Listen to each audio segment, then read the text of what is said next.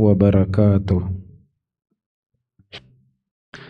Alhamdulillah, alhamdulillahi hamdan katsira thayyiban mubarakan fih, mubarakan alaih, kama yuhibbu rabbuna wa yarda.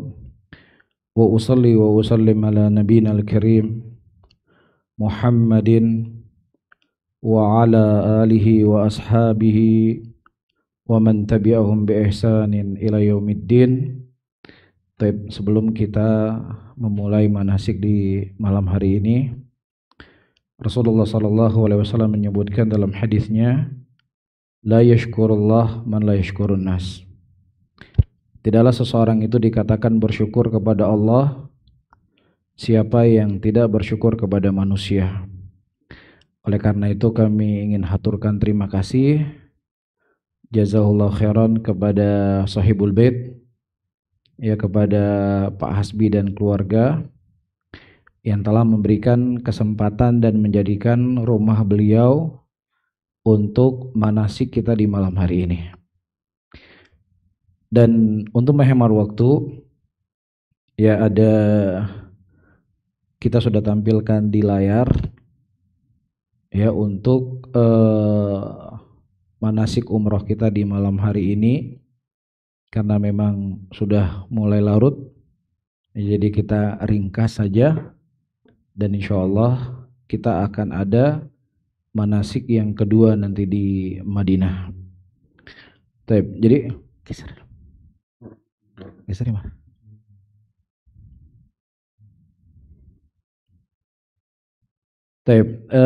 jadi sebelum kita berbicara lebih jauh tentang apa itu umroh, ya, karena pandangan sebagian orang, karena memang yang paling sering muncul di media sosial, yang paling sering muncul di Instagram, yang paling sering muncul di YouTube, ya, itu adalah hal-hal yang seru, yang sifatnya itu masih duniawi.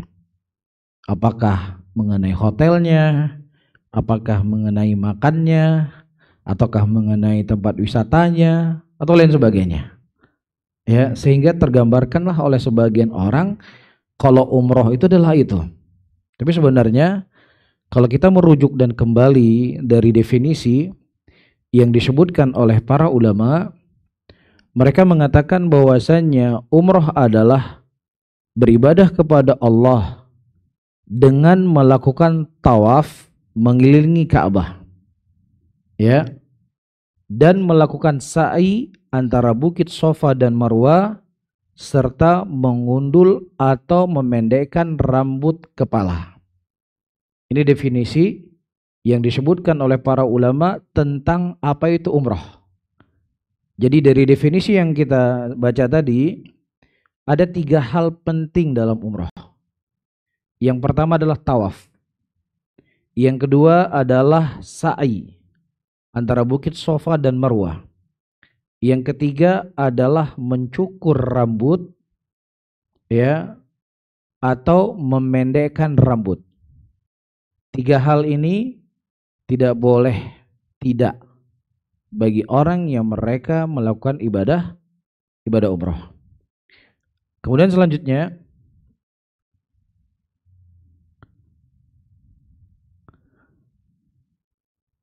umroh yang dilakukan oleh seseorang itu pertama harus ikhlas kepada Allah Subhanahu wa taala.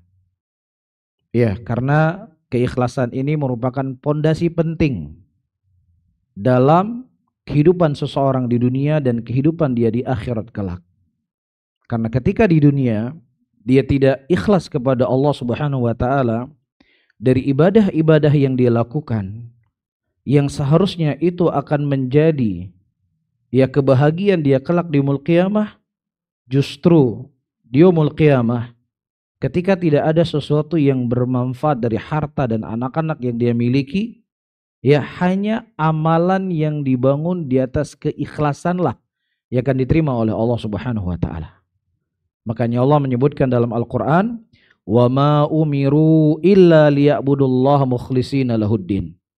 Tidaklah mereka diperintahkan kecuali untuk beribadah hanya kepada Allah Subhanahu wa taala semata-mata.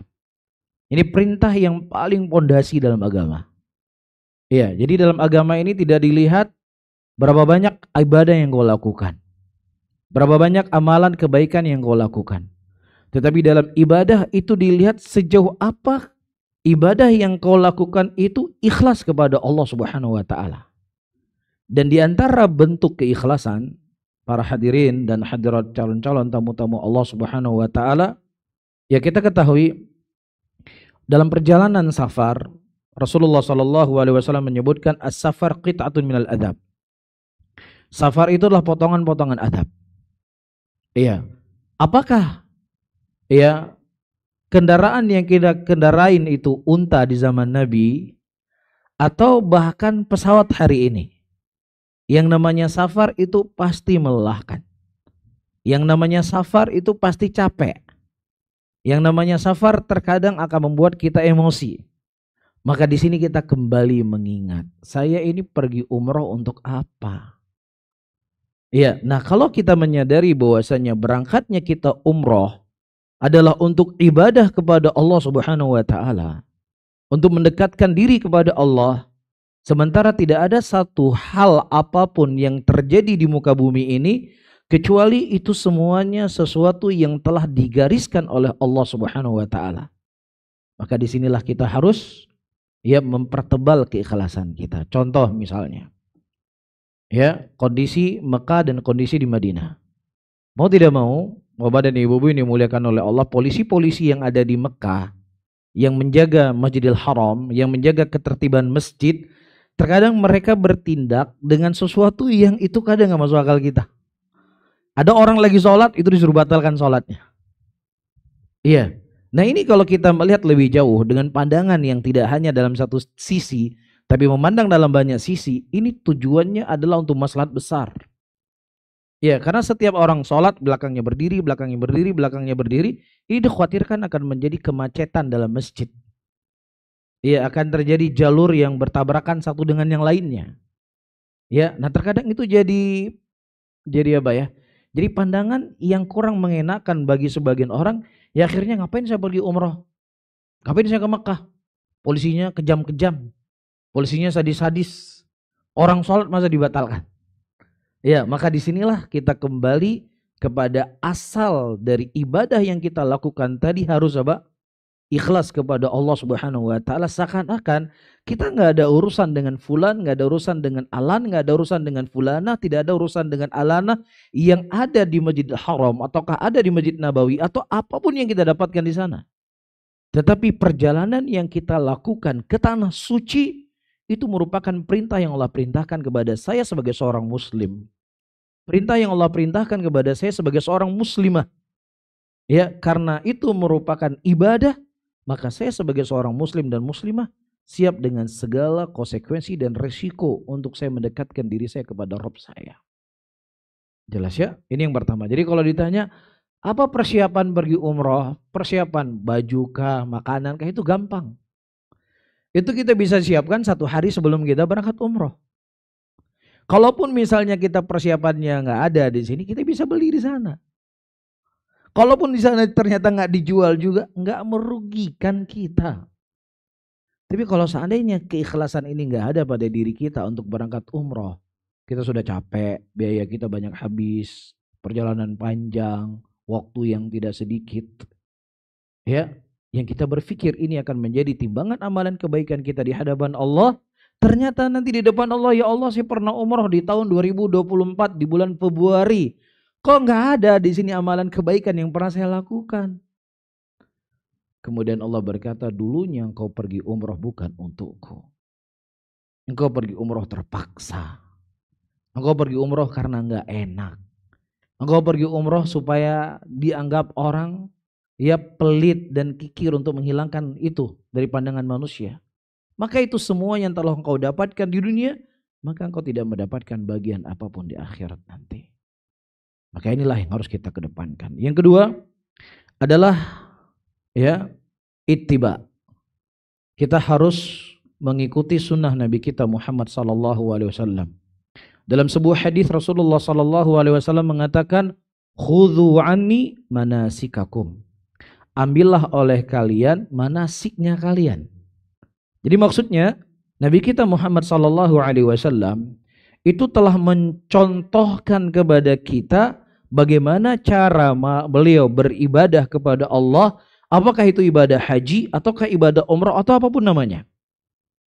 Ya, nah kalau kita berpikir secara akal dan logika, Bapak dan Ibu-ibu, mana yang lebih mudah? Kita mengikuti sesuatu yang sudah ada atau kita ditugaskan untuk menciptakan sesuatu yang belum ada, ya kemudian untuk kita wujudkan, untuk kita adakan. Mana yang lebih mudah?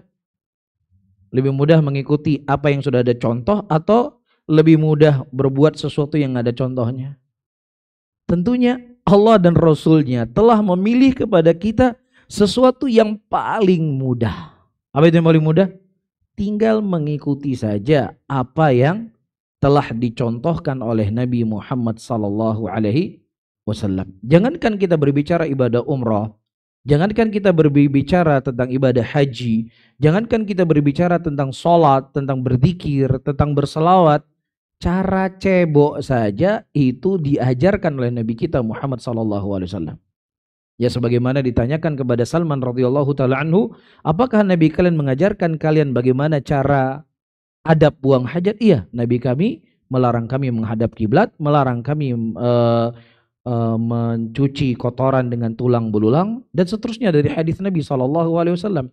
Jadi urusan toilet, urusan buang hajat itu dicontohkan semuanya oleh Nabi kita Muhammad SAW yang beliau khobarkan dengan khobar-khobar tadi. Nah apalagi bentuknya ibadah kepada Allah. Jadi dalam Islam itu sebuah ibadah akan diterima oleh Allah Subhanahu wa taala ketika terpenuhi dua syarat tadi. Syarat yang pertama ikhlas kepada Allah, syarat yang kedua harus sesuai dengan tuntunan yang telah diajarkan oleh Rasulullah. Nabi SAW mengatakan dalam hadisnya, "Man amila amalan ma laisa alaihi amruna fawaradun." Barang siapa yang seseorang beramal dengan sebuah amalan yang amalannya itu tidak sesuai dengan amalan yang telah kami contohkan, maka amalan tersebut tertolak.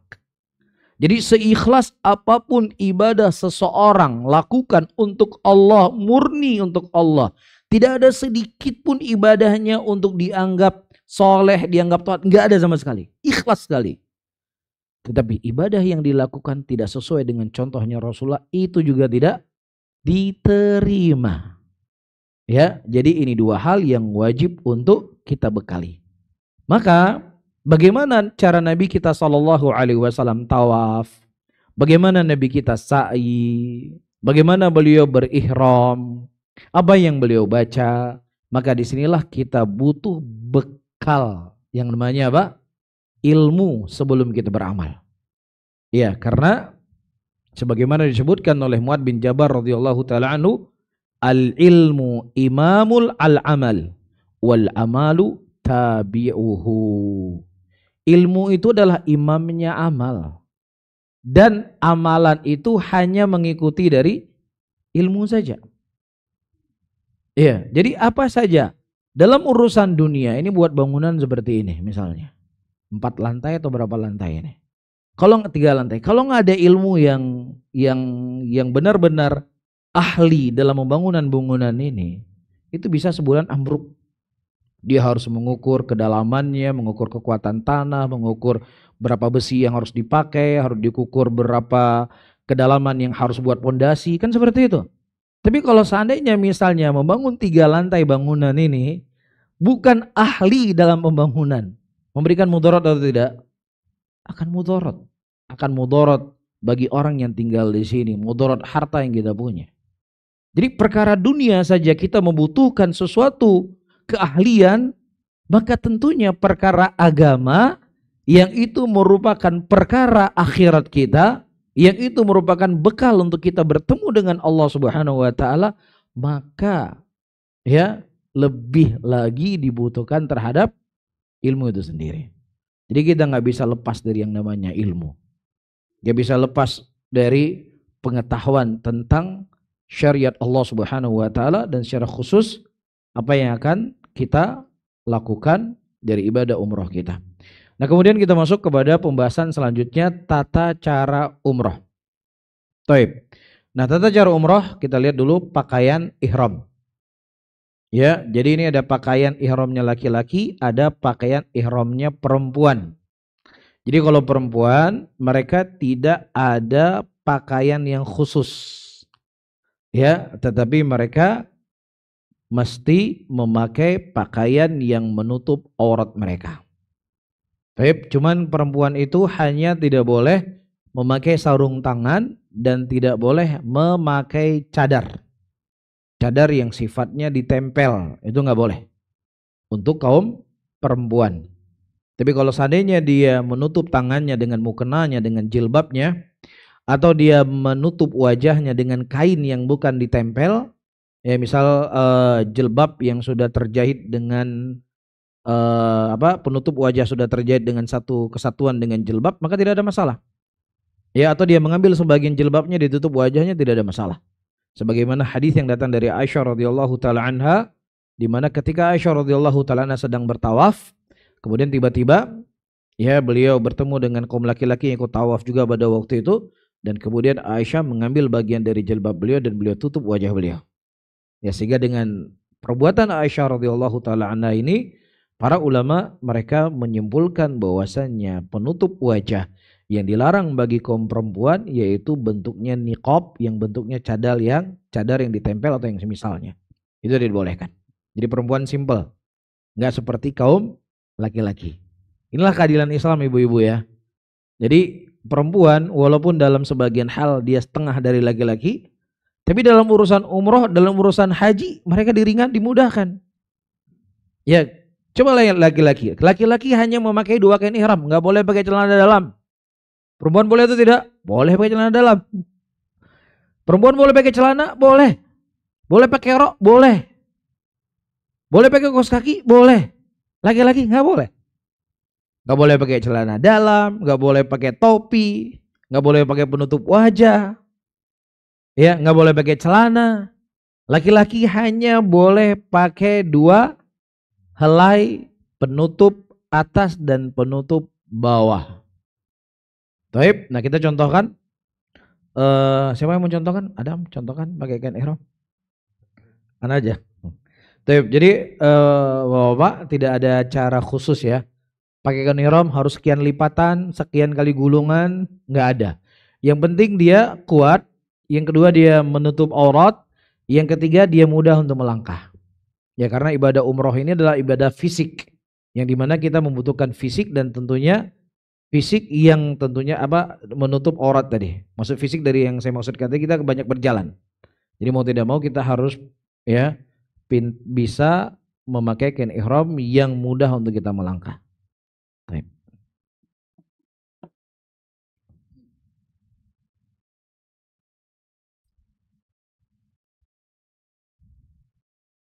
Jadi ini pengalaman masing-masing punya pengalaman sendiri-sendiri ya.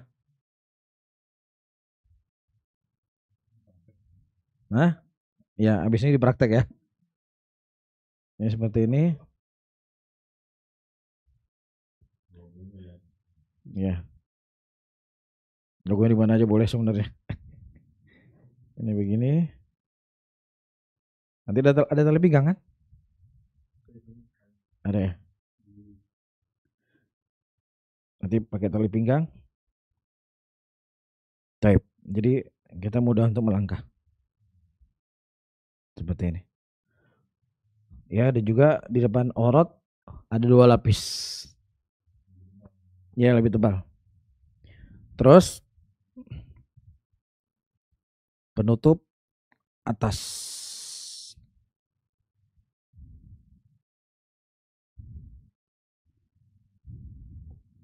Jadi dari mulai kita mengucapkan labbaik Allahumma umratan, ya kita menutup kedua badan seperti ini. Adapun ittiba itu nanti ketika sudah berada di depan Ka'bah, kita baru ittiba menampakkan bahu kanan kita. Posisinya di mana? Di depan Ka'bah.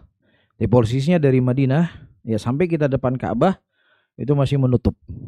Ya, nanti terserah bisa dimasukkan ke dalam seperti ini ya, ataukah dimasukkan ke dalam seperti ini. Tip.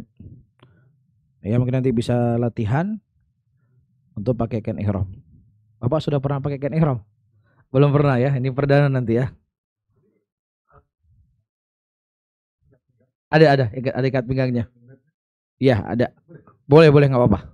Jadi yang tidak boleh itu adalah jahitan yang membungkus badan kita, baju, celana, seperti itu.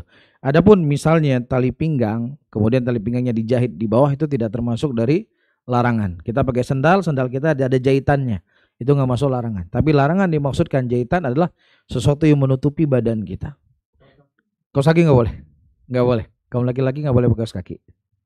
Hanya boleh 2 helai pakaian.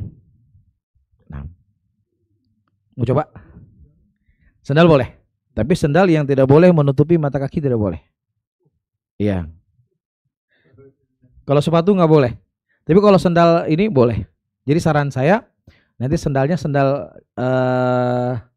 jepit aja di bawah bapak biar lebih mudah. Oh, kalau sendal boleh, mata kakinya kelihatan. Ini mata kakinya. Iya, boleh. Mau dicoba? Nggak usah, udah.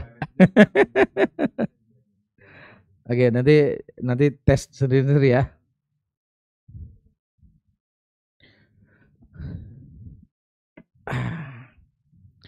Baik. Kemudian selanjutnya perhatikan.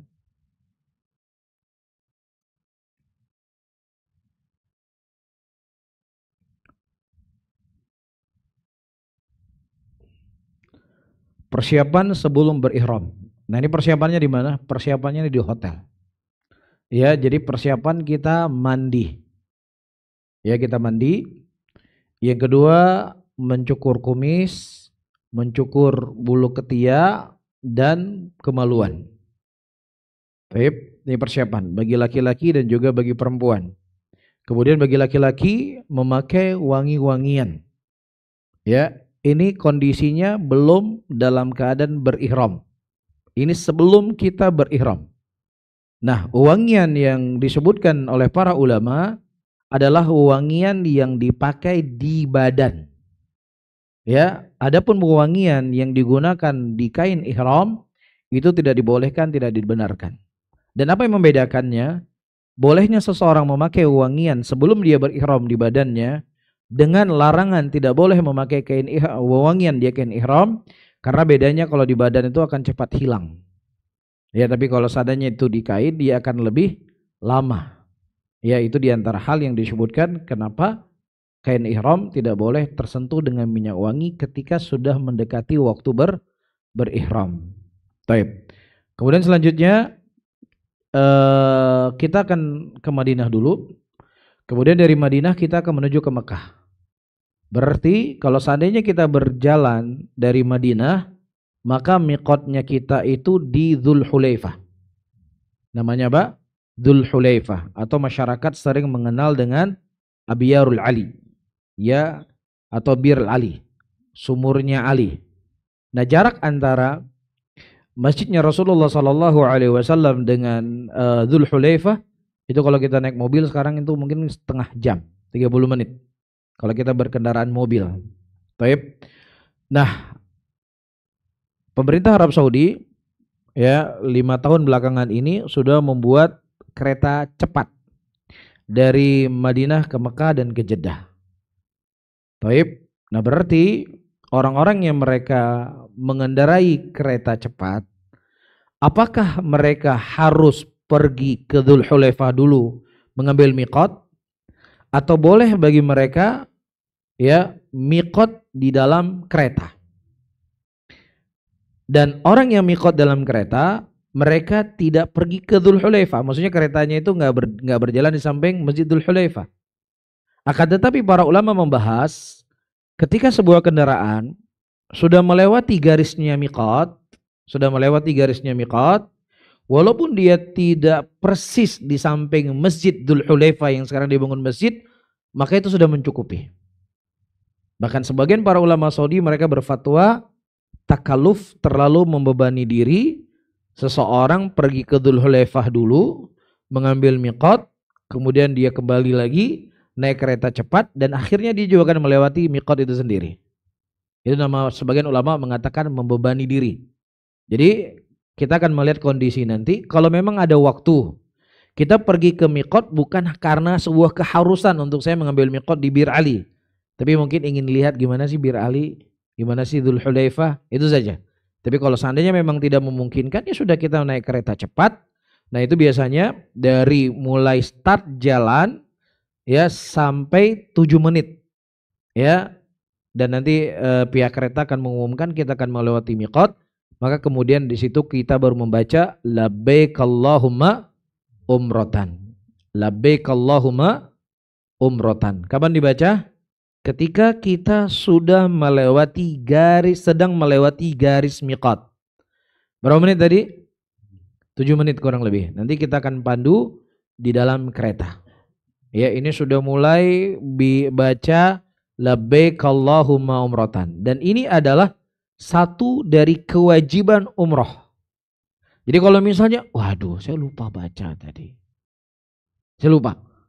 Padahal dia tahu dia akan melewati garis miqat tapi sibuk dengan hal yang lainnya. Akhirnya terlupakan. Apa solusinya? 2. Solusi yang pertama dia harus mundur kembali ke tempat miqat. Kan gak mungkin kereta api kita suruh mundur. Gak mungkin. Kereta akan terus berjalan. Atau kedua bayar dam. Ya apa itu dam? Harus menyembelih seekor kambing yang kemudian dibagi kepada fuqara Mekah. Ya ini resikonya.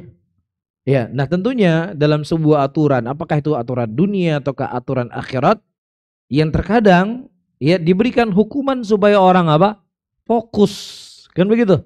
Jadi kalau nggak ada hukuman, ya sudah orang akan bermudah-mudahan. Nah ketika di situ ada hukuman yang Allah berikan untuk berhati-hati, di sini ada ya isyarat dari Allah Rabbul Alamin. Ini ibadah yang mulia, ini ibadah yang agung. Dan agungkanlah ibadah tersebut dengan engkau benar-benar apa? Memperhatikan engkau sekarang sedang berada di posisi apa. Itu yang paling hal yang harus digarisbawahi. Nah kemudian untuk ibu-ibu secara khusus, kalau memang ibu-ibu ini saya khawatir sepertinya sudah mendekati waktu haid. Misalnya, ini kalau saya haid, awal start dari mau ke Mekah hari ini haid, ya, kemudian kita di Mekah cuma 4 hari, nah biasa ini haid kan 10 hari sampai 15 hari. Berarti masalah ini buat saya. Ya, ada beberapa hal yang menjadi konsekuensi. Pertama kita harus tetap tinggal di Mekah sampai kita suci. Berarti kita harus beli tiket pesawat lain lagi. Atau kita harus pulang. Nah Islam memberikan solusi. Nah di antara solusi yang diberikan oleh Islam, sebagaimana doa yang diajarkan oleh Nabi Muhammad SAW kepada Aisyah radhiyallahu taala anha. Setelah kita membaca labbaik Allahumma umratan, kita baca Allahumma mahilli haitsu habastani.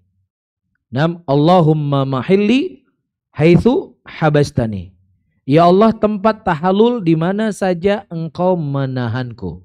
Jadi ketika seorang wanita yang dia khawatirkan dia tidak suci sampai ke Mekah, ya, maka di sini ada 2 pendapat para ulama di sini. Ya, pendapat yang pertama dia cukup sa'i dan kemudian dia potong rambutnya, dia tidak perlu ihram dan kemudian dia pulang ke Indonesia dan dia sudah dianggap sebagai orang yang melakukan ibadah umrah. Sebagian ulama mereka mengatakan karena inilah perkara darurat dan dia harus segera kembali ke negerinya sementara dia belum suci dari haidnya, maka sesuatu perkara yang hukum asalnya terlarang menjadi boleh dalam keadaan darurat. Dia tinggal tawaf, ya dia tawaf dan kemudian dia cukur rambutnya, kemudian dia selesai melakukan ibadah umroh. Ini solusi yang diberikan oleh Islam. Dan ini biasanya berlangsung biasanya kejadiannya adalah kaum perempuan. Nah kaum laki-laki ya sebelum terjadinya tsunami COVID, doa ini masa ada sih orang nggak bisa masuk Arab Saudi sudah sampai ke Mekah? Ada, buktinya kan ada.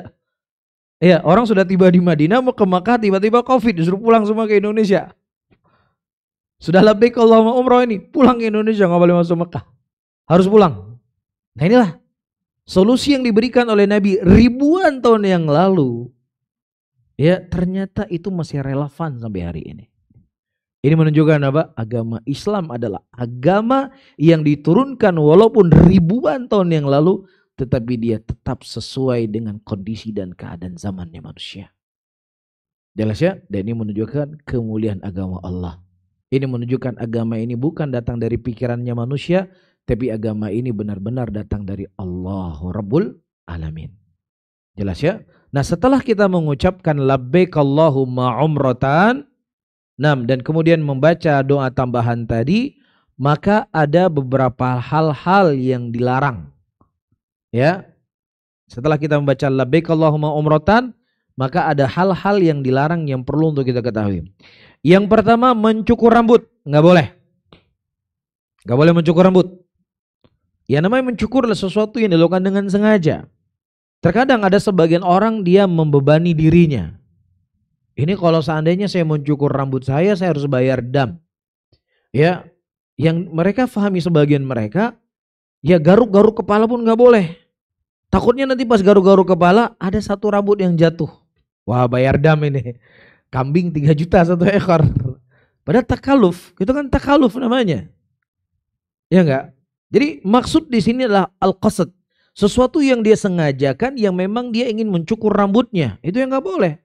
Tapi sesuatu yang manusia nggak bisa terhindar darinya. Apa misalnya? Dia garuk kepalanya karena gatal. Kemudian ada satu rambut yang jatuh. Itu dimaafkan. Karena bukan sesuatu yang disengajakan. Dalam sholat kita kan nggak boleh banyak gerak kan? Nggak boleh bergerak dalam sholat. Tapi kalau seandainya ini kepala gatal sekali. Kalau nggak kita garuk, ini nggak konsen dalam kita sholat. Boleh nggak kita garuk sini? Boleh. Atau ada orang berdiri depan soft, di tengah soft. HP-nya volumenya tertinggi. Musik dangdut lagi. Di tengah masjid. Kalau dia berdiri di ujung masjid kan, yang terganggu yang paling belakang kan. Ini berdiri di tengah masjid. Orang lagi sholat. Boleh nggak dia bergerak matikan HP-nya? Boleh. Batal nggak sholatnya? Nggak batal. Kecuali pas dia ambil HP-nya, kesempatan baca WA dulu. Wah, ini baru batal HP sholatnya. Iya, karena gerakannya sudah di luar dari kebutuhan yang dibutuhkan. Ya, nah begitu juga kadang-kadang karena tak terlalu takaluf ibu-ibu pakai jilbab itu selalu diperiksa kira-kira ada yang rontok nggak rambut saya ya. Wah, ketika buka jilbabnya ada dua rambut yang rontok. Tanya. Kadang-kadang ada sebagian orang ya, nggak semua orang, ada sebagian orang dia cari kesempatan. Cari uang. Ini Pak Ustadz, saya ini udah rambut saya ternyata rontok. Saya lihat di jilbab saya. Oh, bayar dam ibu ini. Berapa? 4 juta nih kambingnya. Nanti beli kambingnya berapa juta? 1,5 juta. Beli kambing 2 juta. Padahal secara hukum ini kan sesuatu yang nggak disengajakan. Kalau dia sengaja ya harus bayar dam. Ini pembahasannya sesuatu yang tidak disengajakan. Jelas ya? Begitu juga memotong kuku. Apakah dengan gunting kuku ataukah dengan apa? Dengan gigi. Nggak boleh. Sengaja. Yang ketiga, tidak boleh berburu binatang darat. Yang keempat, tidak boleh menikahkan dan meminang. Dalam keadaan apa? Berihram. Kapan kita mulai berihram? Ketika mengucapkan labbaik Allahumma umratan. Yang selanjutnya tidak boleh bercumbu atau berjima. Nggak boleh. Selanjutnya memakai wangi-wangian di pakaian atau badan. Nggak boleh. Kalau sudah mengucapkan apa?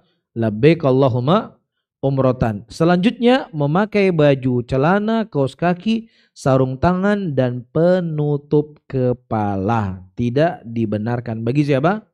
Bagi laki-laki. Tapi kan nggak ada yang tahu kalau saya pakai celana dalam. Kan nggak ada yang tahu saya pakai baju kaos. Kan hak saya pakai topi. Nah, kembali kepada asal tadi. Apa asal tadi? Kita mau beribadah ini untuk Allah. Kalaupun manusia nggak tahu kita pakai celana dalam, Allah tahu nggak? Allah tahu. Nah, disitulah butuh apa? Keikhlasan yang kita bahas tadi. Jelas ya? Nah, kemudian hal-hal yang dibolehkan. Itulah keadilannya Islam. Jadi ada hal yang nggak boleh, ada hal yang boleh juga. Nah, apa hal yang boleh? Boleh mandi. Ya, boleh membersihkan kepala dan badan. Bapak dan Ibu bisa bayangkan di zaman Nabi itu kan kalau pergi dari Madinah ke Mekah 7 hari. Lah kalau misalnya musim panas nggak boleh mandi, kalau pas dapat air gimana? Coba bayangkan gimana kondisinya. Iya, jadi mandi nggak ada masalah. Dia orang terkadang nggak boleh mandi, nanti takutnya pas mandi pakai sabun ada bulu yang jatuh. Ini namanya takaluf, membebani diri. Ya, syariat membolehkan kita untuk mandi. Yang kemudian tanpa sengaja ketika kita mandi ada yang rontok, itu hal yang dimaafkan. Kecuali seperti yang kita bahas tadi, sengaja itu nggak boleh. Kemudian boleh memotong rambut sesuai kebutuhan ketika misalnya dia pusing sekali, udah harus dibekam di kepalanya. Kalau nggak dibekam terus akan pusing, dia nggak bisa melanjutkan ibadahnya. Ya sudah, diambil sebagian rambutnya dibekam kepalanya, boleh. Atau misalnya tiba-tiba dia jatuh, kena batu misalkan, kemudian kepalanya berdarah. Harus dipasang apa misalnya? Perban. Berarti ada beberapa rambut yang harus dipotong, digunting. Maka ini hal juga dibolehkan. Dan boleh memakai jam tangan, boleh memakai headset, boleh memakai cincin, boleh memakai sandal, dan boleh pakai kacamata. Boleh pakai ikat pinggang, boleh pakai tas pinggang, boleh pakai payung, boleh pakai perban, boleh. Payung boleh ya. Penutup kepala yang nggak boleh bagi kaum laki-laki, penutup kepala yang lengket di kepala. Itu nggak boleh. Tapi penutup kepala yang tidak lengket dengan kepala seperti payung, maka itu dibolehkan dan dibenarkan. Dan boleh membunuh hewan yang menyakiti kita. Ada semut misalnya gigit kita. Aduh, semut yang gigit saya lagi berihram ini. Tetap boleh kita bunuh, nggak ada masalah karena dia menyakiti kita. Atau boleh merubah posisi pakaian ihram. Dibolehkan. Yang atas dibawa ke atas atau ke atas dibawa ke bawah. Atau misalnya kita persiapkan kain ihram yang kedua, kita ganti kain ihram yang lainnya. Itu juga dibolehkan. Jelas ya? Kemudian selanjutnya, ya kita disunahkan untuk membaca talbiyah. Dalam sebuah hadis Rasulullah mengatakan tidak ada bebatuan dan pepohonan yang mendengar orang-orang membaca talbiyah kecuali bebatuan dan pepohonan itu akan mendoakan kebaikan. Bagi siapa? Bagi orang yang bertalbiyah. Apa kalimatnya? Labbaik Allahumma labbaik, labbaik la syarika laka labbaik, innal hamda wan ni'mata laka wal mulk la syarika lak. Berapa kali dibaca talbiyah? Dibaca sebanyak mungkin. Dimulai ketika kita mengucapkan labbaik Allahumma umratan sampai tiba di depan Ka'bah, stop baca talbiyah. Iya, terus diulang-ulang. Labbaik Allahumma labbaik, labbaik la syarika laka labbaik, innal hamda wan ni'mata laka wal mulk la syarika lak. Ya, sudah mulai dihafal? Ya, harus sudah mulai dihafal ya. Karena doa ini hanya dibaca ketika kita berihram saja. Kalaupun kita ingin baca berjalan dari rumah kita ke masjid, nanti diketawain sama orang. Ya, dan dalam syariat enggak dibolehkan. Mengkhususkan ibadah yang tidak datang pengkhususnya dari Nabi SAW itu hal yang tidak dibenarkan dalam agama. Dan Nabi hanya mengkhususkan labbaik Allahumma labbaik ketika seseorang mengucapkan labbaik Allahumma umratan sampai tiba di Masjidil Haram. Dan kemudian ini hukumnya berlaku bagi kaum laki-laki dan berlaku bagi kaum perempuan. Kalau laki-laki agak mengeraskan suaranya, kalau perempuan dia pelankan suaranya. Cuman kita yang naik kereta cepat ada kekurangannya di situ. Kekurangannya waktu talbiyahnya lebih pendek. Kalau naik mobil biasanya 5 sampai 7 jam kita bisa bertalbiyah. Kalau naik kereta cepat hanya 2 jam. Berarti ya solusi yang harus kita ambil ya, walaupun waktunya pendek berarti durasi talbiyahnya harus lebih banyak. Ya, untuk mengimbangi ya perjalanan yang panjang tadi. Jadi jangan sampai udah jalannya pendek, jalannya mudah, talbiyahnya juga sedikit. Ya, rugi. Jadi perbanyak talbiyah. Ini kalimat yang sangat indah. Ini kalimat yang kita akan rindu untuk membacanya. Tapi syariat telah mengkhususkan membaca itu hanya di saat kita berihram. Kemudian perjalanan kita 2 jam biasanya. Nah, kemudian dari stasiun kereta ke hotel itu dekat. Ya, dari stasiun kereta ke hotel itu dekat. Paling perjalanan 15 menit atau setengah jam. Ya, 15 menit ataukah setengah jam perjalanan. Cuman kadang-kadang ya yang menjadi kendala di Mekah ini ketika masuk waktu sholat itu kadang-kadang mobilnya nggak boleh masuk ke area masjid. Itu mutar berkali-kali kadang-kadang. Saya pernah pengalaman 4 kali putar. 1 kali putaran itu setengah jam. Iya, jadi karena apa? Karena kredit nggak boleh masuk masjid. Ya, dijaga. Jadi itulah hal-hal, syukur. Jadi itu hal-hal yang terkadang kita dapatkan dalam perjalanan kita. Prediksi kita dari stasiun kereta ke hotel setengah jam, tiba-tiba jalannya tutup bisa meleset 2 jam. Itu di luar kemampuan kita. Ya, dan saya sudah cukup pengalaman, ya pengalaman dalam arti kata kena usir, mobilnya nggak boleh masuk, mutar lagi. Ya coba yang kedua, kadang yang ketiga, sampai yang keempat kali pernah saya. Ya jadi hal yang seperti ini perlu saya cerita, jangan cerita yang manis-manis saja, saya cerita yang pahit-pahit untuk kita bersabar. Ya ingat bahwasanya kita kesini adalah, kesana adalah untuk beribadah kepada Allah Subhanahu wa taala. Kemudian nanti setiba di hotel, biasanya kita makan malam dulu, kemudian dibagikan kunci kamar masing-masing, kemudian nanti kita akan memberikan waktu 30 menit untuk persiapan dan semuanya akan berkumpul di lobi, kemudian kita sama-sama bergerak. Jadi alhamdulillah buat jemaah Jizan kali ini jamaah kita tidak terlalu ramai, jadi nggak terlalu repot. Ya, jamaah kita mungkin totalnya sekitar 18 orang. Ya, jadi nggak terlalu repot. Ya, biasanya kita bawa jamaah 2 bus, kadang-kadang agak repot ya. Yang satu mau kencing, yang satu mau ini, yang satu mau ini. Ya, mungkin waktunya pasti akan lebih panjang karena orangnya rame. Nah, karena orangnya sedikit berarti kita harus lebih disiplin nih. Ya, disiplin waktu dan seterusnya. Kemudian setiba di masjid, kita membaca doa masuk dalam masjid. Allahumma ftahli abwaba rahmatik. Ya, Allahumma ftahli abwaba rahmatik. Jadi sekarang terakhir pintu yang diizinkan masuk untuk orang yang berihram itu melalui pintu di samping pintu utama di Mekah. Baik. Nah, setelah kita tiba dalam masjid, ya, kita mulai tawaf. Ya, kita mulai tawaf nanti dan insya Allah biasanya pengalaman kita pakai Zoom nanti. Ya, nanti tolong dibawa headsetnya masing-masing. Ya, nanti kita akan aktifkan Zoom dan insya Allah kemungkinan besar saya akan ikut umroh ya bersama jamaah. Ya, mungkin jamaah nanti berangkatnya dari Jakarta. Saya insya Allah kemungkinan besar saya berangkatnya dari Kuala Lumpur. Ya, jadi nanti saya lebih dahulu tiba ya dari jadwal pesawat. Jam 7 saya sudah tiba di Madinah. Ya, sementara jamaah insya Allah tibanya jam setengah 2 siang. Taib, ini insya Allah jadi nanti kita akan pandu untuk ibadah umrohnya. Kemudian kita akan mencari lampu yang berwarna hijau. Di situ adalah tanda start untuk tawaf. Ya, kita membaca Bismillah Allahu Akbar. Kita angkat tangan kita, membaca Bismillah Allahu Akbar.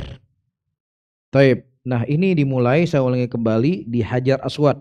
Jadi kalau misalnya jumlah kita ada 18 orang, otomatis ketika saya berjalan di depan, bapak-bapak dan ibu-ibu yang ada di baris yang keempat, itu kan belum sampai ke Hajar Aswad.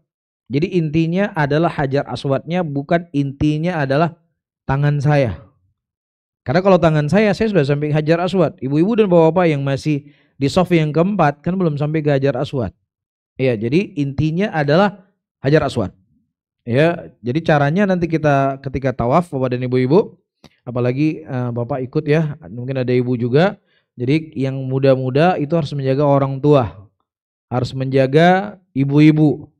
Ya, apalagi misalnya sebagian ini umroh perdana, ya jangan sampai hal-hal yang tidak kita inginkan.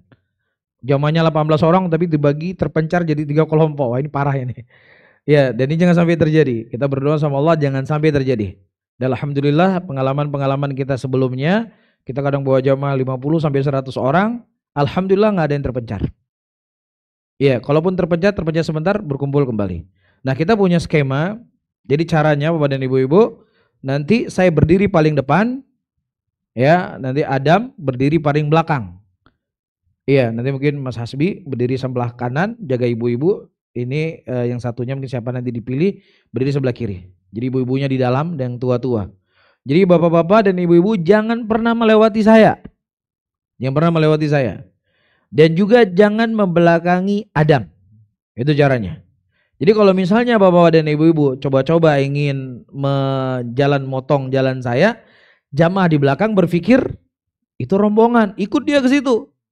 Akhirnya sama-sama bingung. Ya, jadi mohon sekali ya ikut apa yang telah kita atur. Ya, jadi kita nggak ada cerita cium hajar aswad. Cium hajar aswad nanti kalau ingin tawaf sunnah sendiri.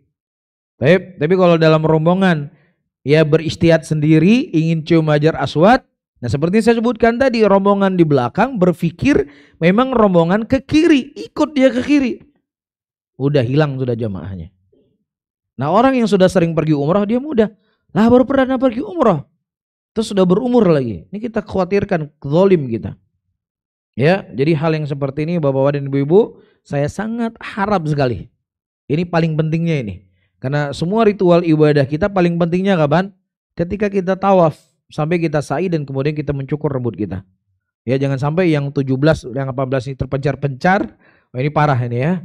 Jadi tolong ini diikuti aturan yang telah kita sebutkan tadi. Jadi nanti dari Hajar Aswad ke Rukun Yamani kita boleh membaca doa apa saja. Boleh berdoa, boleh berzikir, boleh baca Quran, ya apa saja. Ya tentunya masing-masing kita punya PR dalam hidup ya. Nggak mungkin manusia nggak punya PR dalam hidup kan. Pasti dia punya PR dalam hidupnya. Nah, kita ingin menyelesaikan PR kita di hadapan Allah Subhanahu wa taala dengan benar-benar berdoa kepadanya. Tapi adapun dikabulkan itu urusan Allah. Tugas kita cuman berdoa, nggak lebih dari itu. Ya, adapun mengabulkan kembali kepada Zat yang Ma'alim, yang mengetahui apa yang terbaik untuk hamba-hambanya. Kemudian setelah tiba di Rukun Yamani, ya disunahkan bagi kita untuk mengusap Rukun Yamani. Dan lagi-lagi saya katakan saya tidak menyarankan, karena kalau kita praktekkan mengusap Rukun Yamani dalam keadaan kita berjamaah, ini terpencar sudah jamaahnya. Jadi nanti kalau mau tawaf sunnah silakan mengusap Rukun Yamani. Nah, dari Rukun Yamani ke Hajar Aswad nanti kita membaca Rabbana atina fid dunya hasanah wa fil akhirati hasanah wa qina adzabannar. Berapa kali dibaca?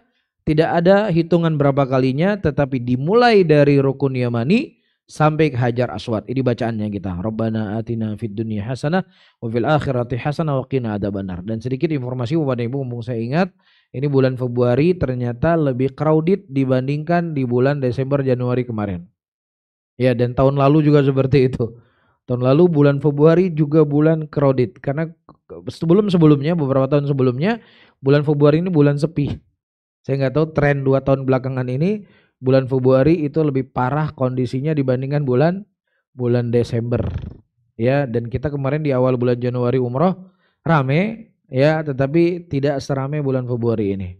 Ya, jadi ya tentunya semakin banyak ujian, semakin banyak masyaqqah, mudah-mudahan semakin banyak pahala yang kita dapatkan di hadapan Allah Subhanahu wa taala, dan kesabaran itu harus lebih lagi. Tapi kesabaran harus lebih. Kalau di Jakarta mungkin macetnya macet mobil, di sana macetnya macet orang. Ya, macetnya macet orang. Baik. Nah, kemudian Badan ibu-ibu, setiba di Hajar Aswad kita kembali mengangkat tangan kita. Bismillah Allahu Akbar. Bismillah Allahu Akbar, dan tidak perlu untuk kita mencium tangan kita. Tangan ini dicium kalau seandainya tangan ini bersentuhan dengan Hajar Aswad. Tapi kalau seandainya tangan ini tidak bersentuhan dengan Hajar Aswad, tidak perlu untuk dicium. Nah, sampai 7 kali putaran selesai. Ya, siapa yang menghitung? Yang hitung saya. Ya, jadi nanti saya sebagai ketua rombongan, maka saya yang akan berhitung di sini. Karena kalau setiap orang nanti berhitung, saya khawatir kita 18 orang ada 4 madhab nanti dalamnya. Berapa? 6. Yang lainnya 5. Yang lainnya 4. Wah. Akhirnya berdebat 5, 4 dan seterusnya. Indonesia lagi heboh-heboh 1, 2, 3, kita di sana hebohnya ya berapa jumlah kita tawaf. Jadi nanti kembalinya kepada saya. Saya yang hitung, ibu-ibu fokus saja bapak-bapak sama doa. Nanti hitung, ini kita sudah 7. Sudah selesai 7 bapak-bapak dan ibu-ibu, yang ke-7 kita tidak perlu lagi mengangkat tangan kita. Kemudian kita menuju ke maqam Ibrahim, sembari kita membaca wattakhidhu mim maqami Ibrahim musalla wattakhidhu mim maqami Ibrahim musalla. Jadi Bapak dan Ibu-ibu, saya harapkan dihafal. Kalaupun memang tidak terhafal nantinya, seperti yang saya sebutkan tadi, kita akan pakai Zoom. Ya, nanti saya akan pandu, baca ini, baca ini, baca ini, dan saya akan baca pelan-pelan untuk diikuti oleh semua jamaah. Taib. Nah, kemudian ya kita sholat 2 rakaat. Di mana saja nanti kita tentukan titik sholatnya. Di rakaat yang pertama baca Al-Fatihah Qul ya ayyuhal kafirun. Rakaat yang kedua Al-Fatihah kemudian baca Qul huwallahu ahad. Baik. Kemudian siapa yang mau berdoa silakan berdoa. Selesai kita sholat, kemudian kita minum air zam-zam. Ya, sebagaimana yang disunahkan oleh Nabi SAW. Selesai beliau melakukan tawaf, beliau minum air zam-zam sembari membaca Allahumma inni as'aluka ilman nafi'an wa rizqan wasi'an wa syifan min kulli da'in. Ya Allah, aku minta kepadamu ilmu yang bermanfaat, rezeki yang luas dan obat dari segala penyakit. Yaitu disunahkan oleh sebagian para ulama untuk kita membaca. Nah, setelah kemudian kita minum air zam-zam dan kita tuangkan di pasah kita basuh kepala kita dengan air zam-zam tadi. Kemudian kita menuju ke Bukit Sofa dan Marwa. Dalam perjalanan Bukit Sofa dan Marwa kita membaca Innas Sofa wal Marwata min syairillah. Abda'u bima bada Allahu bih. Taib, nanti dihafal ya. Innas Sofa wal Marwata min syairillah. Abda'u bima bada Allahu bih. Ya, nanti akan saya pandu. Taib. Nah, kemudian Bapak dan Ibu-ibu yang dimuliakan oleh Allah, kita akan mulai dari Bukit Sofa. Taib. Jarak antara Bukit Sofa ke Marwa itu kurang lebih 450 meter. Iya, jadi kita mulai dari Bukit Sofa menuju ke Bukit Marwa itu hitungannya 1 kali. Dari Bukit Marwa ke Bukit Sofa hitungannya kedua kali. Jadi 7 kali kita mulai dari Bukit Sofa dan berakhirnya di mana? Di Bukit Marwa. Jadi 7 kali itu di Bukit Marwa. Taib. Nah, apa ibadah yang kita lakukan di Bukit Sofa? Di Bukit Sofa kita mengangkat kedua tangan kita menghadap ke kiblat. Kita membaca Allahu Akbar, Allahu Akbar, Allahu Akbar. La ilaha illallah wahdahu la syarikalah. Lahul mulku wa lahul hamdu yuhyi wa yumit wa huwa ala kulli syai'in qadir. La ilaha illallah wahdah anjaza wa'dah wa nasara 'abdah wa hazamal ahzaba wahdah. Ini dibaca. Setelah kita membaca doa ini, kita baca doa bebas. Ya, apa yang ingin kita berdoa kepada Allah Subhanahu wa taala. Kemudian selesai kita membaca doa ini, kita mengulangi kembali doa La ilaha illallah wahdahu la syarikalah lahul mulku wa lahul hamdu yuhyi wa yumit wa huwa ala kulli syai'in qadir sampai selesai. Sampai apa? Sampai selesai. Kemudian kita baca doa lagi, doa bebas. Selesai kita baca doa bebas, kita baca lagi doa tadi. La ilaha illallah wahdahu la syarikalah lahul mulku wa lahul hamdu yuhyi wa yumit wa huwa ala kulli syai'in qadir. Berapa kali berarti? Kita membaca di Bukit Sofa 3 kali. Disertai dengan doa bebas berapa kali? 2 kali. Ya. Kemudian khusus bagi kaum laki-laki, ketika nanti ada lampu yang berwarna hijau di Bukit Sofa dan Marwa, ya, berlari sembari membaca Allahumma ighfir warham wa antal azzul aqrab. Atau telah juga ternukilkan beberapa doa dari sahabat Rasulullah SAW dan dari Nabi SAW, doa yang disunnahkan untuk dibaca antara lampu hijau ke lampu hijau selanjutnya. Nah, kemudian Bapak dan Ibu, setiba di Bukit Marwa, kita melakukan sama persis seperti apa yang kita lakukan di Bukit Sofa tadi. Berapa kali baca doanya? 3 kali. Disertai dengan doa bebas 2 kali. Taib. Dan kemudian kita berangkat ke Bukit Sofa. Melakukan dengan hal yang tadi kita lakukan di Bukit Marwa. Baca doa 3 kali. Taib. Sampai selesai. Nah, berakhirnya kita sa'i berada di Bukit Marwa. Dan di Bukit Marwa tidak perlu lagi dibaca doa. Yang ketujuhnya, tidak dianjurkan lagi membaca. Berarti selesai dari melakukan ibadah umroh ini, yang akhirnya adalah mencukur rambut. Mencukur rambut. Nah, di sini ada pendapat para ulama. Sebagian para ulama mengatakan yang ingin mencukur rambutnya tidak mencukur sampai gundul, dia mendapatkan satu doa dari Nabi SAW. Dan apakah dia boleh mengambil sebagian rambutnya atau dia harus mengambil seluruh rambutnya walaupun dia tidak mencukur sampai botak? Sebagian para ulama mengatakan cukup dia ambil beberapa helai dari rambutnya, dan ini adalah pendapat Syafi'iyah. Dan sebagian para ulama mensyaratkan harus mencukur seluruh rambutnya, harus terambil semua rambutnya walaupun dia tidak botak. Nah, untuk keluar daripada khilaf, ya sudah kita ambil semua rambut kita, apalagi mau botak maka akan mendapatkan doa 3 kali dari Nabi SAW. Apa doanya Nabi? Allahummarham al-muhallaqin. Ya Allah, rahmatilah orang-orang yang mencukur rambutnya sampai botak. Jadi milih yang 1 kali doa atau 3 kali doa? 3 kali doa. Jadi kita nanti gundul bersama. Ya, untuk Allah, untuk menjalankan sunnah Nabi Muhammad SAW. Nah, ketika kita sudah melakukan tahallul, mencukur rambut tadi, maka selesailah ibadah umroh kita. Dengan selesainya ibadah umroh kita yang bernama tahallul tadi, maka sesuatu yang tadinya tidak dibolehkan, sesuatu yang tadinya tidak dibenarkan menjadi boleh. Ya, laki-laki nggak boleh pakai celana, sudah boleh pakai celana. Nggak boleh pakai minyak wangi, sudah boleh pakai minyak wangi. Iya, tidak boleh gunting kuku, sudah boleh gunting kuku. Ya, tidak boleh pakai sepatu yang menutupi mata kaki, sudah boleh menutupi mata kaki. Ya, dan seterusnya larangan-larangan yang tadinya tidak dibolehkan dan menjadi boleh. Dan semua ritual ibadah ini Bapak-bapak dan Ibu yang dimuliakan oleh Allah, ya bukan berarti kita tidak mendapatkan pahala. Bukan berarti hanya sekedar ya ritual-ritual yang tidak ada ya makna di dalamnya.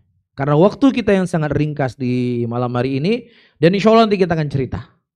Kenapa sa'i, kenapa hikmah di balik sa'i, dan seterusnya insya Allah nanti kita akan sampaikan di perjalanan kita. Taib, cuman diingat saja di malam hari ini ya secara ringkas dari ritual-ritual ibadah kita dari mulai ihram, kemudian kita tawaf, kemudian kita sa'i.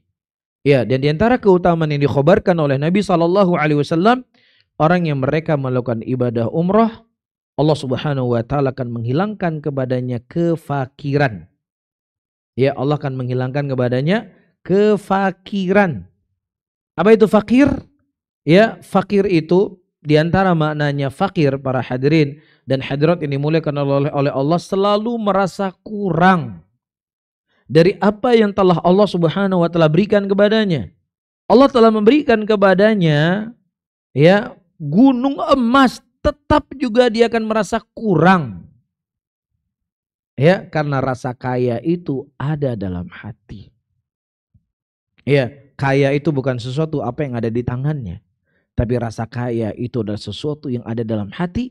Ia merasa cukup dari apa yang telah Allah berikan kepadanya, dan itu semuanya akan mudah dilakukan oleh seseorang ketika dia dekat dengan Allah. Dan salah satu ibadah yang akan mendorong seseorang menjadi orang yang kaya adalah ibadah umrah tadi. Yang kedua dari fungsi atau keutamaan orang yang melakukan ibadah umrah adalah diampuni dosanya. Nah, ketika kita mendengar diampuni dosa, kayaknya ini sebuah keutamaan yang biasa-biasa saja, bukan sesuatu yang spesial. Oh enggak. Kita menganggap hari ini itu sesuatu yang biasa. Kita menganggap hari ini sebagai sesuatu yang tidak spesial. Ya, akan tetapi akan tiba suatu saat para hadirin dan hadirat ketika Allah Subhanahu wa taala menimbang amalan kita. Faman thaqulat mawazinuhu fahuwa fi 'ishatin radiyah wa amma man khaffat mawazinuhu fa ummuhu hawiyah. Barang siapa yang timbangan amalan kebaikan seseorang lebih banyak, dia masuk surga. Tapi siapa yang timbangan amalan kebaikannya justru yang lebih sedikit, amalan kejelekannya justru lebih banyak, dia akan masuk dalam neraka.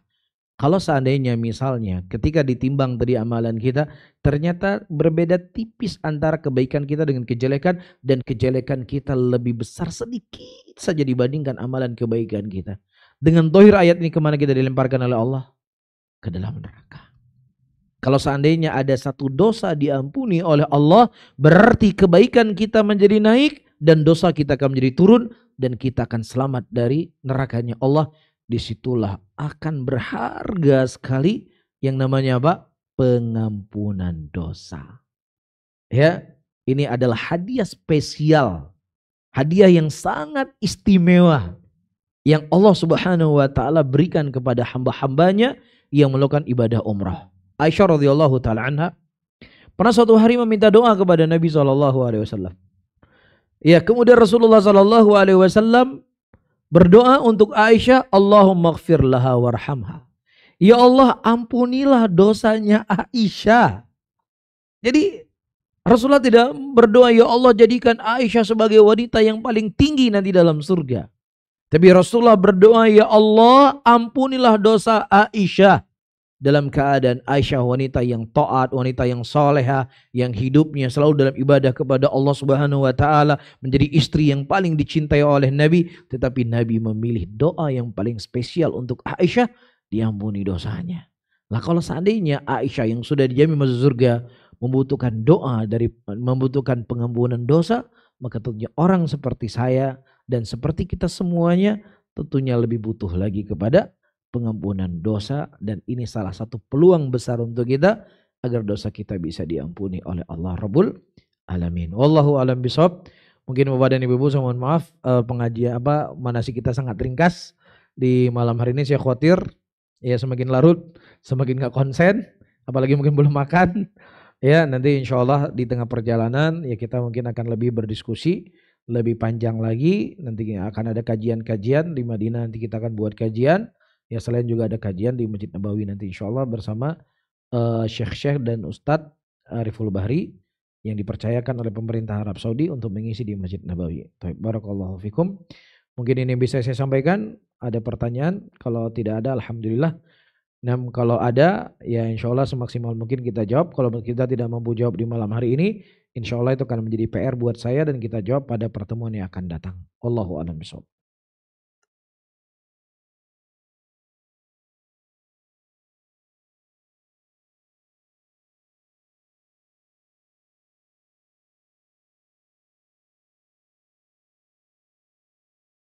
Nah, pernah motong. Oh, digundulin. Nah, tape. Nah, jadi tidak ada masalah. Boleh seseorang mencukur kumisnya sampai botak kumisnya, atau boleh dia memotong. Tapi yang lebih afdol ya dari kebiasaan yang ternukilkan dari Nabi SAW, beliau memendekkan. Ya, tapi kalau seseorang ingin mencukur sampai gundul dari habis kumisnya maka tidak ada masalah. Tapi kalau ditanya mana yang lebih afdol, dia memendekkan itu lebih afdol. Wallahu a'lam. Oh ya. Ada yang lain? Taib. Apa hukumnya badal umroh? Yang pertama, seseorang boleh membadalkan umroh pertama ketika dia sudah pernah pergi umroh. Dia sudah pernah pergi umroh, baru boleh dia membadalkannya. Apa yang dia baca? Ketika dia mau berihram, dia membaca labbaik Allahumma umratan an. Disebutkan an fulan bin fulan, disebutkan namanya. Taib. Yang kedua, orang yang dibadalkan itu adalah orang yang ajaz, orang yang sudah tidak mampu lagi untuk melakukan ibadah umrah. Apakah dia sudah meninggal? Ya, atau dia sudah tua renta yang tidak mungkin lagi berangkat umrah, atau orang yang dia masih muda tapi sakit, yang sakitnya itu secara medis sudah tidak mungkin lagi sembuh. Maka orang-orang yang seperti ini dibolehkan bagi kita untuk membadalkan umrohnya mereka. Nah, orang yang membadalkan umroh, mungkin ada pertanyaan, apakah kita yang membadalkan ini kita mendapatkan pahala ataukah tidak? Ada sebagian ulama mengatakan dia mendapatkan pahala, sama seperti pahala yang akan dia badalkan. Yang kedua, pendapat para ulama, dia tidak mendapatkan pahala, pahalanya itu hanya diberikan kepada yang akan dia badalkan. Dan sebagian para ulama mereka mengatakan urusan pahala adalah urusannya Allah Subhanahu wa taala. Ya, maka seseorang hanya bertugas untuk berbuat kebajikan.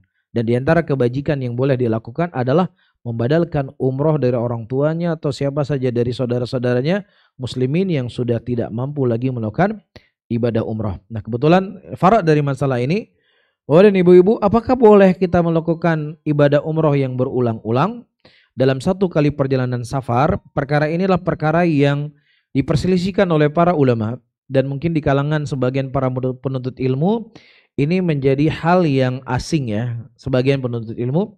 Tetapi sebatas pengetahuan yang saya baca dari fatwa-fatwa para ulama, Ya, tidak ada masalah seseorang melakukan ibadah umroh berulang-ulang walaupun dalam satu kali perjalanan safar.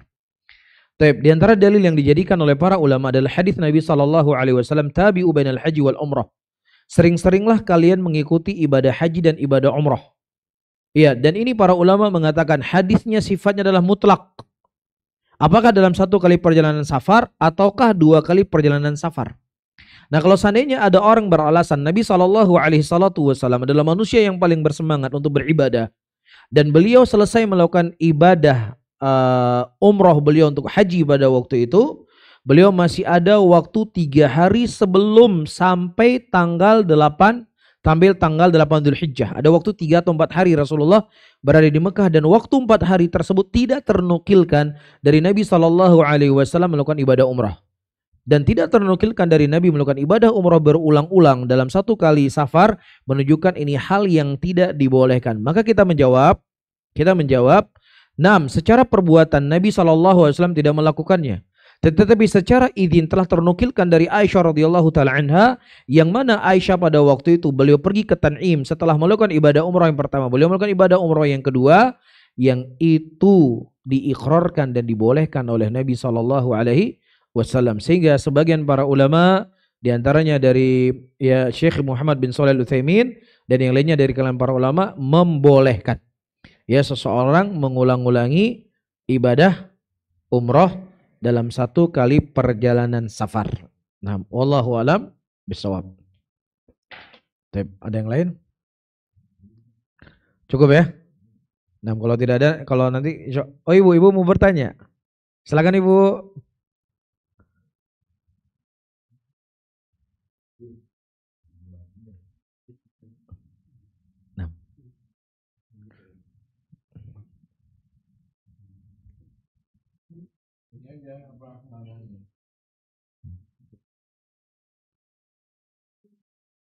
Waalaikumsalam warahmatullahi wabarakatuh. Taib, bagi perempuan, apakah boleh perempuan memakai masker ketika dia tawaf yang itu adalah tawaf umrohnya? Maka perempuan itu tidak boleh memakai penutup wajah. Di antara penutup wajah yang terlarang, yang tidak dibolehkan adalah masker. Ya, kecuali kalau seandainya tawafnya tawaf sunnah. Kalau tawafnya sunnah maka tidak ada masalah. Tapi kalau tawafnya adalah tawaf untuk dia berihram, maka ini hal tidak dibolehkan dan tidak dibenarkan. Kecuali misalnya COVID seperti kemarin, yang dikhawatirkan kalau dia tidak pakai masker akan tersebar virus dan akan menular dari penyakit yang akan membahayakan nyawanya, maka tidak ada masalah. Tapi alhamdulillah hari ini kita tidak ada lagi wabah penyakit tersebut, ya. Maka kalaupun memang seandainya dia ingin menutup hidungnya, maka ditutup hidungnya dengan jilbabnya, dengan kain jilbabnya, sebagaimana perbuatan Aisyah radhiyallahu taala anha. Barakallahu fiik. Waalaikumsalam warahmatullahi wabarakatuh.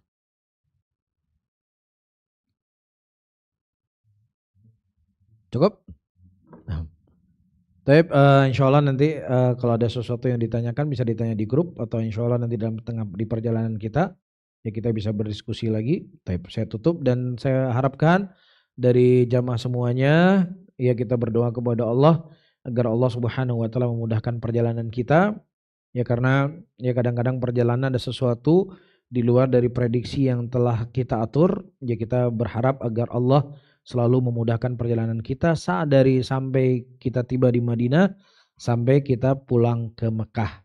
Ya, nah dan sedikit mungkin Bapak dan Ibu-ibu yang belum pernah umroh misalnya, saya ingin memberikan gambaran sedikit ya.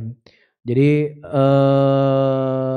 di Mekah dan di Madinah, ya karena ini salah satu hal yang kadang-kadang membuat orang itu seperti bingung atau kaget ya. Karena di Indonesia dengan Arab Saudi lebih maju. Iya. Nah, kalau di Indonesia bintang 5 hotelnya seperti ini, maka di Saudi lebih top lagi hotel bintang 5-nya. Jadi hotel bintang 5 yang ada di Mekah di Madinah itu kelasnya seperti hotel bintang 4 dan bintang 3 kita di Indonesia. Iya, jadi di sana bintang 5, jadi bintang 5 di Mekah di Madinah itu adalah dekat dengan masjid.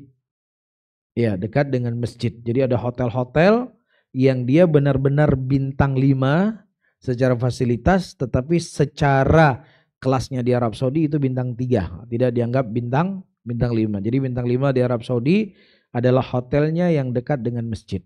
Ya, jadi Bapak dan Ibu-ibu, untuk mengenai hotel jangan terlalu berekspektasi terlalu tinggi.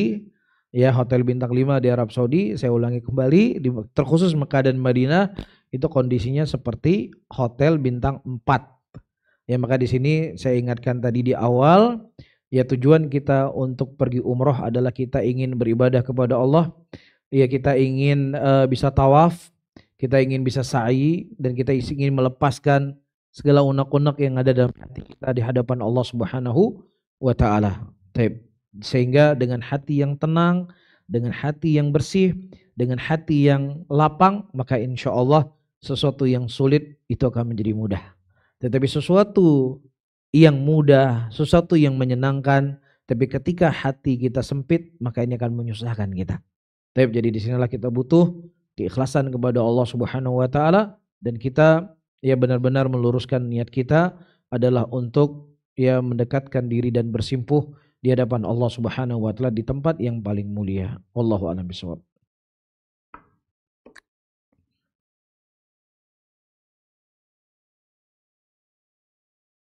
La ilaha illa anta astaghfiruka wa atubu ilaik. Wassalamualaikum warahmatullahi wabarakatuh.